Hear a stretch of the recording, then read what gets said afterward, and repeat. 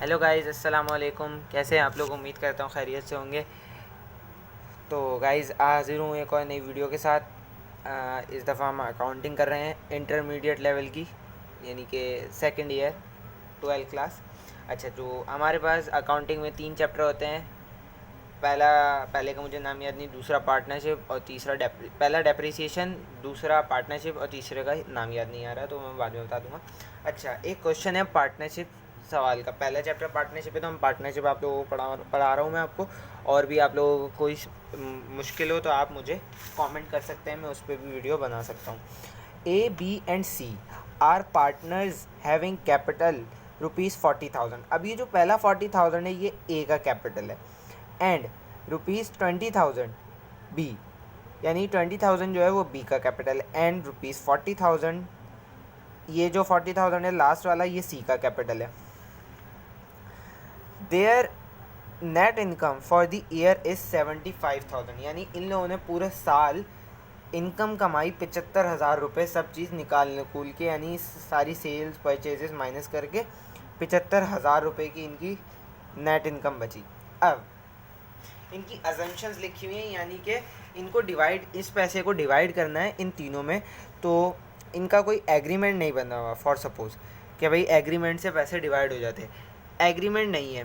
अब अजम्पशंस दी हुई हैं, हमें 7 अजम्पशंस दी हुई हैं। अब हम इनको रीड आउट करेंगे पूरा और इसके मुताबिक यहाँ पे सॉल्व करेंगे।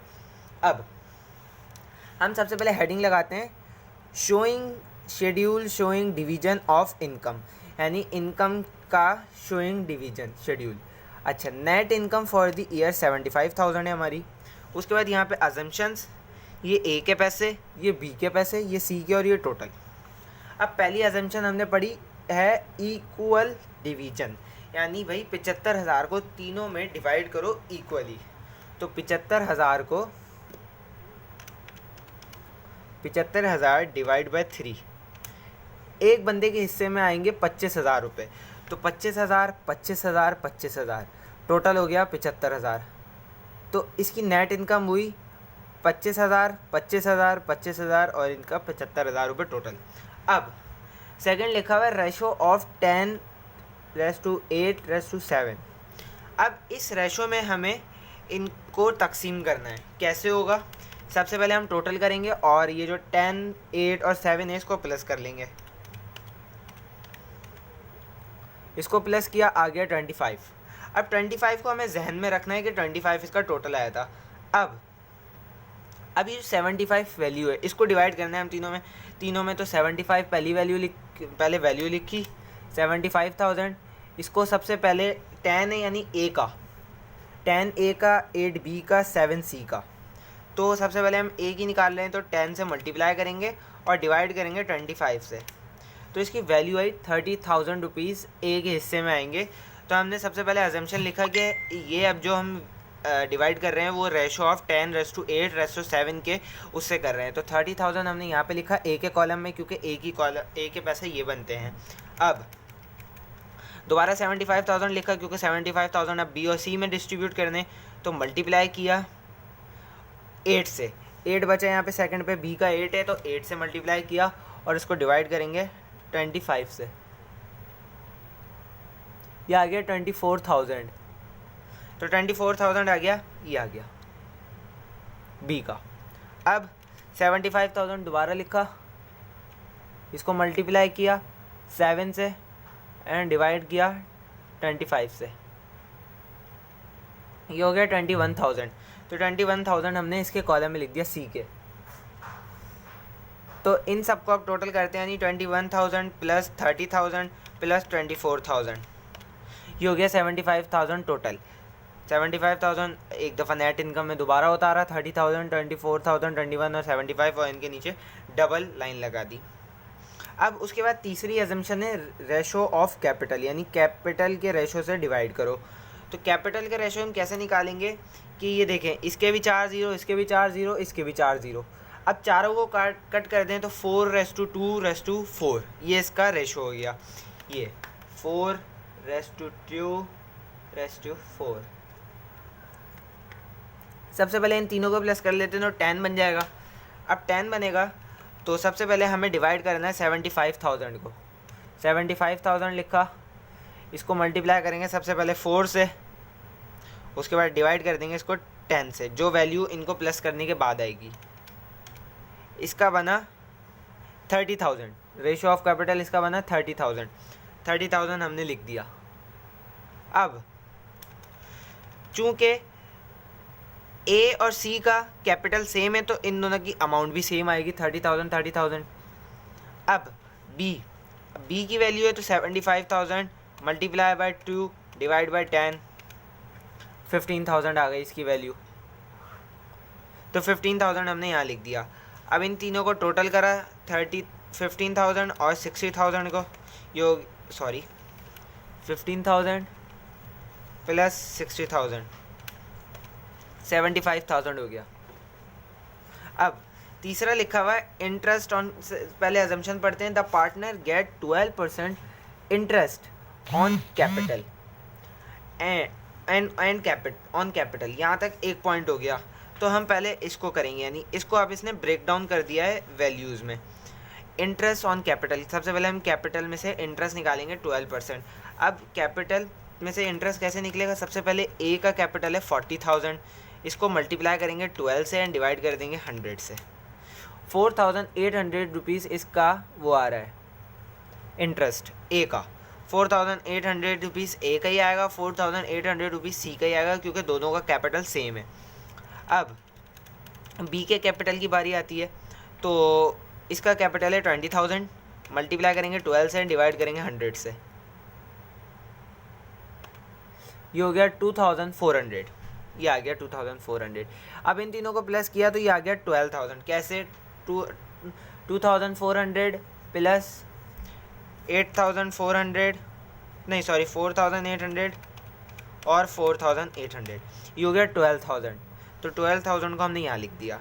अब यहाँ पे बोल रहा है and a monthly salary 1,500 to each, यानी 1,500 रुपये सैलरी दो हर बंदे को एक महीने की। एक महीने की 1,500 है, तो साल में 12 महीने होते हैं, तो 12 महीने से 1,500 को मल्टीप्लाई किया, 18,000 रुपये एक बंदे की सैलरी बनी। तो 18,000 18,000 18,000 तीनों को बराबर दे दिए। अब 18,000 को 3 से मल्टीप्लाई कर लेते हैं, तो ये हो गया 54,000, तो 54,000 यहाँ पे आ गया। अब तीसरी बात ये कह रहा है एंड बैलेंस डिवाइडेड इक्वली। अब हम 12,000 और 54,000 को प्लस करेंगे, ये हो गया 66,000। 66,000 को माइनस करेंगे 75,000 में से, 9,000 रुपीज़ बचे अभी। अब ये बोल रहा है कि जितनी भी वैल्यू बची है उसको डिवाइड कर दो इक्वली। अब 9,000 को 3 में डिवाइड कैसे कर सकते हैं? 3,000 3,000 और 3,000 तीनों में डिवाइड करेंगे तो 9,000 हो गया। अब यहाँ पे हम प्लस कर लेते हैं 12,000 प्लस 54,000 प्लस 9,000, ये हो गया 75,000। यहाँ पे टोटल आ गया। अब हमें इनको भी टोटल करना होगा, 4,800 प्लस 18,000 प्लस 3,000, ये हो गया 25,800। इसका भी सेम आएगा, ए का भी और सी का भी, क्योंकि दोनों की चीज़ें सेम है। अब बी का कैलकुलेट कर लेते हैं, इसका हो गया 23,400। अगर हम इन तीनों को भी प्लस करें तो 75,000 आएगा। 25,800 एक दफ़ा, 25,800 दो दफ़ा, 75,000। ये हमारी 4th अजम्पशन भी कंप्लीट हुई। अब 5th अजम्पशन पे चलते हैं। A B get a commission ₹30,000 and 15,000, यानी यहाँ पे सी का कोई ताल्लुक़ नहीं है इससे। ए और बी ने अपना कमीशन लिया, ए का है 30,000 और बी का है 15,000। अब कमीशन इसका लिया हमने, कमीशन की हेडिंग डाली यहाँ पे अजम्पशन में, 30,000 ए के कॉलम में लिखे और 15,000 बी के कॉलम में। सी को कुछ नहीं मिला, डैश दे देंगे। इन दोनों को प्लस किया, 45,000 आ जाएंगे। अभी भी वैल्यू 75,000 पूरी नहीं हुई। उसके बाद हम अजम्पशन पढ़ेंगे। उसके बाद लिखा and the balance is divided in the ratio of capital. जितना बैलेंस बचा 45,000 में से मैं माइनस कर दूंगा 75,000 को, तो यहाँ पे बचा 30,000। अब ये बोल रहा है 30,000 को डिवाइड करो रेशो ऑफ कैपिटल में। कैसे करेंगे? 30,000 multiply by 4 divide by 10, you get 12,000। अब क्योंकि ए और सी का कैपिटल सेम है तो उन दोनों का सेम आएगा, 12,000 और 12,000। 30,000 मल्टीप्लाई 2 डिवाइड बाय 10, ये आ गया इसका 6,000, इसका आ गया रेशो ऑफ कैपिटल। अब इन तीनों को प्लस करेंगे तो 30,000 हो गया। कैसे? 6,000 प्लस 24,000 30,000, ये हो गया 30,000। अब 30,000 और 45 को प्लस कर लेंगे तो ये हो गया 75,000, ये हो गया 75,000। अब 75,000 कैसे बने? 42,000 ए के, 21,000 रुपये बी के और 12,000 रुपये सी के, ये हो गया 75,000। ये देख सकते हैं आप लोग। अब हमारा फिफ्थ अजम्पशन भी कंप्लीट हो गई। अब 6 पे चलते हैं। ए गेट्स ₹15,000 एज लम सम। अब लम सम की मीनिंग क्या होती है कि बिल फर्ज मैंने एक लकड़ी वाले को हायर किया, वुडन क्राफ्ट वाले को, कि भाई मुझे अपना बेड बनवाना है। तो मैंने बोला इसका कितना खर्चा आएगा? उसने बोला सर लकड़ी के इतने आएंगे और फॉर्मिका के इतने आएंगे, सर इसका टायर लगेंगे नीचे वो इतने के आएंगे, हैंडल इतने के आएंगे। मैंने बोला भाई लम सम बताओ, यानी सब चीज़ों के एक साथ। उसने बोला कि उसने कैलकुलेट किया सारा, उसने बोला 3 लाख रुपये खर्चा आएगा इकट्ठे, यानी हर चीज़ को मिला के जब बताते हैं तो वो लम सम कहलाता है। ए गेट 15,000 एज लम सम, यानी यहाँ तक एक कंप्लीट हो गई। ए को मिला 15,000 रुपये उसका टोटल, लमसम की हेडिंग लगाई, 15,000 रुपये ए को मिले, बी और सी को कुछ नहीं मिला, डैश लगा देंगे। 15,000 रुपये ए के कॉलम में आ गए, यानी टोटल 15,000। अब and the remaining divided equally. अब 75,000 है, माइनस करेंगे 15,000, ये आ गया 60,000। अब 60,000 को बोल रहा है ये जो बाकी रिमेनिंग है उसको डिवाइड करो 3 में। अब 60 के 3 हिस्से करें, 20 20 20 20 20 20,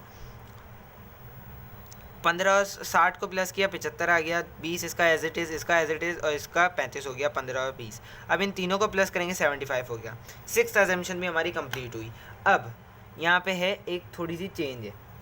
फर्स्ट ₹15,000 इज डिवाइडेड इक्वली। इसने बोला सबसे पहले भाई सब छोड़ दो, 75,000 रुपये आपके गए कचरे में, 15,000 रुपये लो, तीनों आपस में डिवाइड करो, 5,000 रुपये फी बंदा आएगा, तो 5,000 रुपये 5,000 रुपये 5,000 रुपये, टोटल हो गया 15,000 रुपये। उसके बाद इसके अजम्पशन पढ़ते हैं।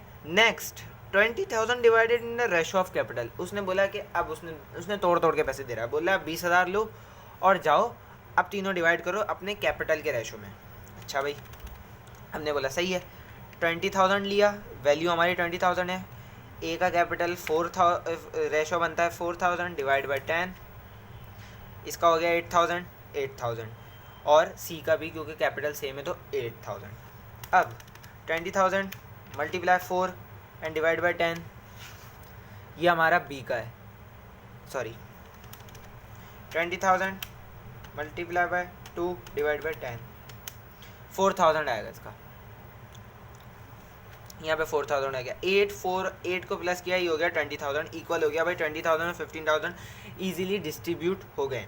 अब बोल रहा है कि remaining in the ratio of capital, भाई जितनी भी बची अब, क्योंकि 15 और 20 को प्लस किया 30, अब 75 में से 30 को माइनस करते हैं तो 45 बचते हैं, सॉरी 40 बचते हैं, 40 बचते हैं, क्योंकि 75 में से 35 माइनस किया तो 40 बचते हैं।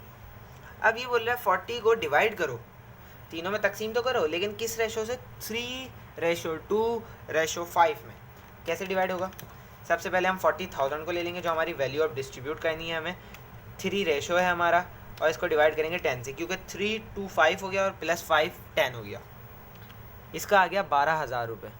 12,000 रुपये हमने ए के कॉलम में लिख दिया, क्योंकि पहला ए का, दूसरा बी का, तीसरा सी का। उसके बाद हमने दोबारा वैल्यू पुट करी, अब बी का रेशो लिखा 2 और इसको डिवाइड कर दिया 10 से, 8,000। उसके बाद सी का कैलकुलेट करते हैं, हमारे पास 40,000 की वैल्यू है, 5 इसका रेशो है, डिवाइड बाई 10 करते हैं, 20,000 रुपये इसके आ गए। अब 20, 12 और 8, 12 और 8 को प्लस किया 20 हो गया, 20 और 20 40 हो गए। अब 40,000 प्लस 20,000 और प्लस 15,000, ये हो गया 75,000 टोटल। अब 5, 8 और 20 को प्लस किया 33 हो गया, 5, 4 और 8000 को प्लस किया 17000 हो गया, 5000, 8000, 12000 को प्लस किया 25000 हो गया। अब मैं यहाँ पे 25000, 17000, 25000, 17000 और 33000 को प्लस करता हूँ तो आ गया इक्वली 75000। तो ये हो गया हमारा आंसर। गाइज ये था आज का क्वेश्चन जो मैंने वो सीखा था, मैंने बोला आपको भी सिखाया जाए। तो that is the video guys. उम्मीद करता हूँ आपको वीडियो अच्छी लगी होगी। जो कॉन्सेप्ट मैंने समझाने की कोशिश करी वो समझ आ गया होगा। पार्टनरशिप में अगर आप 3 पार्टनर हो, 2 पार्टनर हो, आपने कोई एग्रीमेंट नहीं बनाई है, आपने सिर्फ अजम्पशंस बनी हुई हैं, तो आपको इस तरीके से अपने उसमें वैल्यू को डिस्ट्रीब्यूट करना होता है, यानी नेट इनकम को डिस्ट्रीब्यूट करना होता है। अगर आप चैनल पर नए हैं तो सब्सक्राइब कर लें, साथ ही बेल आइकन को प्रेस करके ऑल पे क्लिक कर लें ताकि मेरी हर लेटेस्ट वीडियोस का नोटिफिकेशन आप लोगों को मिलते रहे सबसे पहले।